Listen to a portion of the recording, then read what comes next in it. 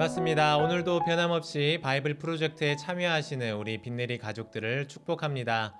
하나님께서 우리에게 변함없는 은혜를 주시기를 바라며 오늘 가이드를 시작해 보겠습니다. 요즘은 우리가 이메일이나 카톡이 있어서 한국으로부터 쉽게 서로 간의 소식을 전할 수 있죠. 이런 디지털 기계들이 우리의 소통을 많이 도와주는 것 같습니다. 또 지난주에는 한국에 계신 우리 담임 목사님으로부터 목회 서신을 받기도 했죠. 10년 전만 해도 힘겨웠을 일이 지금은 수월하게 이루어지는 것을 보면 참 놀라운 것 같습니다. 제가 군대에 있을 때 저도 나름대로 편지를 많이 받았던 사람 중에 한 사람인데요. 당시 여자친구도 없었지만 저는 일주일이면 최소 한두 통 이상씩은 받았던 것 같아요. 저희 아버지께서 편지를 보내주셨습니다. 때로는 간단한 안부를 묻는 편지를 보내셨고, 때로는 힘이 되는 성경 구절을 적어주시기도 하셨습니다. 외부의 소식을 들을 길이 없었던 군 생활이었기 때문에 저 멀리 고향에서 오는 아버지의 편지는 저에게 늘 큰 힘이 되었습니다. 그런데 아버지가 만일 어느 날 저에게 군 생활 중인 저에게 편지를 쓰시면서 너 이제 군대에서 말뚝 받고 오래오래 군 생활하라고 하셨다면 어땠을까요? 아마도 아무리 아버지라지만 서운했을 것 같습니다. 이 지긋지긋한 군 생활을 누구보다 빨리 끝마치고 나가고 싶은데 나오지 말라. 이런 편지는 그 누구에게서도 받고 싶지 않은 그런 편지일 것입니다. 그런데 오늘 여기 진짜 서운한 편지를 적고 있는 한 사람이 있죠. 바로 예레미야입니다. 예레미야는 남유다의 마지막을 함께한 사람이었습니다. 여러분들이 혹시 남유다의 마지막을 오해하실 분이 계실까봐 다시 한번 간단하게 말씀을 드리고 싶은데요.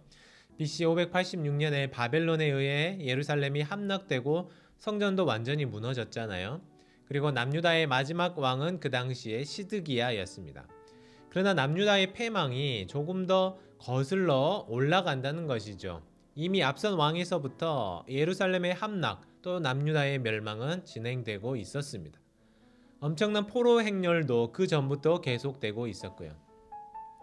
여호야김 왕 때에는 다니엘 선지자가 잡혀갔었습니다. 이어서 여호야긴 왕 시대에는 에스겔이 포로로 끌려갔고요. 그리고 남아있던 자녀 세력이 결국 우리가 알고 있는 마지막 때의 포로가 되고 말았습니다. 예레미야는 지금 1차로 포로로 잡혀간 유다 백성들에게 편지를 쓰고 있었는데요. 여러분이라면 포로로 끌려간 나의 동포들에게 어떤 편지를 쓰고 싶습니까? 아마도 위로가 되는 글, 또 희망적인 글을 써줄 것 같아요. 어쩌면 우리가 여기서 힘을 모아서 내가 너희들 다시 구출해 주겠다 이런 글을 쓸 수도 있었을 것 같습니다. 그런데 예레미야가 포로된 백성들에게 쓴 글은 정말 서운하기 짝이 없는 그런 내용이었어요. 그 편지의 핵심은 이렇습니다. 그곳에서 집을 짓고 그곳에서 살아라는 거예요. 군대에서 말뚝을 박으라는 말보다 더 심한 말 아니겠습니까? 스스로 이민을 간 것도 아니고 자기 집, 자기 고향 한순간에 빼앗기고 생전 가본 적도 없는 먼 이방 땅으로 끌려간 사람들입니다. 동포들, 형제들입니다. 그들에게 따뜻한 말 한마디 해주는 게 얼마나 어려웠습니까? 그들은 그것을 기대하고 있었을 텐데요. 그러나 예레미야는 이 빠른 말을 하는 그런 사람이 아니었습니다. 할 말을 해야 하는 사람이었죠. 예레미야의 편지를 좀 더 보시면 더 충격적인 말을 하는데요.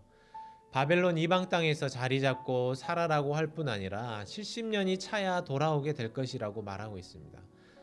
여러분 생각해 보시면 우리는 사실 성경에서 70이라는 숫자를 많이 들어왔기 때문에 하나님이 정말로 약속하신 대로 포로된 유다 백성들을 70년 만에 회복시키셨구나 이렇게 생각할 수 있어요. 그런데 지금 포로로 잡혀간 이 백성들, 이제 막 포로 생활을 시작했던 이 백성들에게 70년이라고 한다면 이건 결국 자기 생애에는 고향에 못 돌아간다는 말입니다.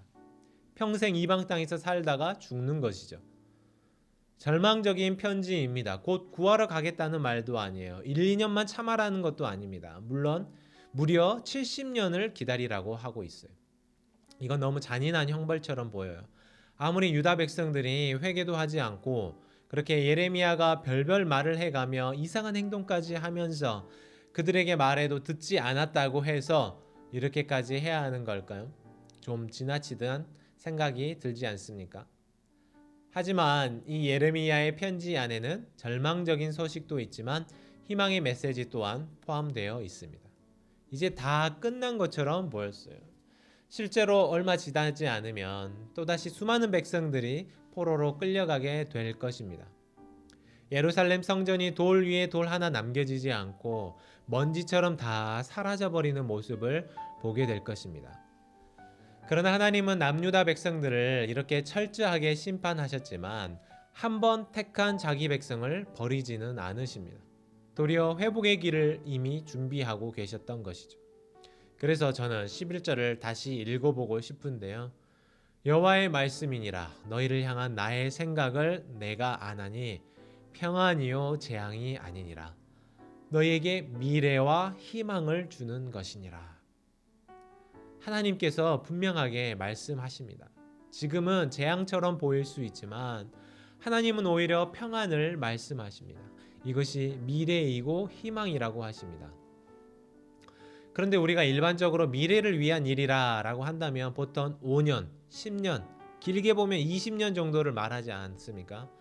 우리 교회도 미래를 위한 도전, 또 현재의 생존을 위해서 교회 이전을 준비하고 있지만 만일 50년의 미래를 위해서, 70년의 미래를 위해서 우리가 움직인다라고 한다면 그 누구도 거들떠보지 않을 것입니다. 하지만 하나님의 말씀 속에는 중요한 시대적인 배경도 담겨 있습니다. 사실 남유다가 망하게 된 것은 그들의 죄악과 회개하지 않음에 있었지만 실제로 당시의 고대 근동의 국제 정세는 정말 걷잡을 수 없을 정도로 빠르게 변화하고 있었는데요. 아래에서는 애굽이 강세였고 위에서는 아수르에 이어서 바벨론이 신흥 강자로 떠오르며 모든 지역의 도시들을 전쟁터로 바꾸고 있던 상황이었습니다. 그리고 머지않아 메대와 바사라는 나라까지 끊임없이 국제 정세의 패권 국가가 바뀌는 이 혼란한 시대의 한복판을 지나야 했던 것이죠. 그 사이에서 남유다는 너무 작고 힘이 없는 나라였습니다. 다행히도 바벨론은 아수르와 조금 다른 이 포로 정책을 갖고 있었어요. 아수르는 전멸을 시키거나 혼합 정책을 썼습니다. 자기 민족만 살지 못하게 피를 섞어버리는 거예요. 그래서 사마리아인들이 생겨난 것이 그 배경 속에 있는 거죠. 만일 유대인들에게 그런 정책이 적용된다면 우리가 알고 있는 유대인들은 더 이상 존재하지 않게 될 것입니다.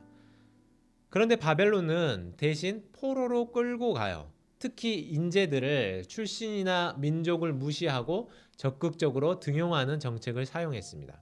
그런 이해가 다니엘과 세 친구 같은 경우죠. 그래서 남유다는 비록 포로가 되기는 했지만 바벨론이라는 가장 힘이 센 나라의 울타리 안에서 그들 스스로의 정체성을 잃어버리지 않고 존재를 지켜나갈 수 있었던 것입니다. 오늘 이 편지 절망적인 것처럼 보여지는 이 예레미야, 이것을 기록하고 있는 예레미야의 마음도 사실 편치 않았을 것 같습니다. 그렇게 내 말 안 듣더니 결국 이렇게 고생하는구나, 이런 생각으로 쓰지 않았을 거예요. 예레미야의 마음이 어땠는지는 예레미야서를 우리가 마치고 읽게 될 예레미야 애가에서도 확실하게 발견할 수 있을 텐데요. 하나님은 말 안 듣는 백성들을 벌하십니다. 그러나 버리지 않으시고 회복의 계획도 갖고 계십니다. 이것이 바로 하나님의 사랑이고 하나님의 공의입니다. 그래서 오늘 말씀을 읽으며 이렇게 기도하시면 좋겠는데요. 먼저 우리가 기회가 있을 때 회개하고 늘 돌이키는 신앙인이 되게 해주십시오 하고 기도하시면 좋겠고요. 그리고 내가 시험 중에 있을 때라도 하나님 나를 놓지 마시고 늘 붙잡아 주옵소서 라고 기도하시기를 바랍니다.